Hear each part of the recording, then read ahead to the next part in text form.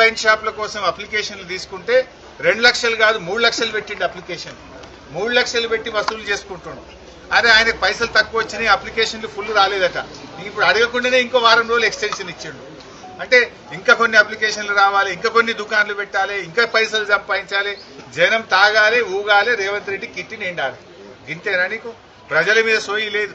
మరి కేసీఆర్ కిట్ ఎందుకు అంతలేదు? బస్తీ దవాఖాన్ల జీతాలు ఎందుకు వస్తలేవు?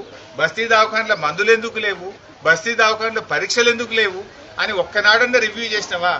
మద్యం దుకాణాల గురించి ఇంకా దరఖాస్తులు అమ్ముర్రి, 3 లక్షలు ఫీజు పెట్టుర్రి, రేటు పెంచుండ్రి, పైసలు సంపాదించుండ్రి, దీని మీద మాట్లాడుతున్నావు తప్ప గరీబోల గురించి నువ్వు మాట్లాడతలేవు.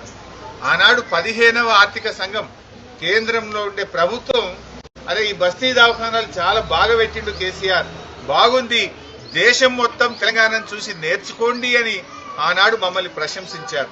కానీ ఈనాడేమైపోయింది? బస్తీ దవాఖానాలకే సుస్థి పట్టింది. పనిచేసే సిబ్బందికి వైద్యం లేదు, గోళీలు లేవు, పరీక్షలు లేవు.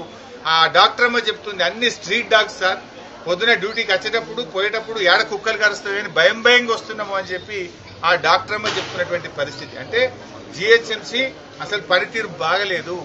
చివరికి ఈ బస్తీ దవాఖాన పరిస్థితి ఏంటంటే దానికి మీటర్ కూడా లేదు, బయట కొండేసి దవాఖానలో కరెంట్ నడుస్తుంది. పోయి ఆడ పోయి బీపీ మీటర్ చూస్తే ఆ బీపీ మీటర్ కూడా అందులో బ్యాటరీలు అయిపోయినాయట. బీపీ చెక్ చేసే మిషన్ లో బ్యాటరీలు అయిపోయినాయి. బ్యాటరీ అయిపోతే మాకు ఇక బ్యాటరీలు కొనడానికి పైసలు వస్తలేవు సార్, అయితే కరెంట్ ఉంటే చూస్తున్నాం, లేకపోతే బ్యాటరీ లేకపోతే పక్కకు పెడుతున్నాము అన్నారు.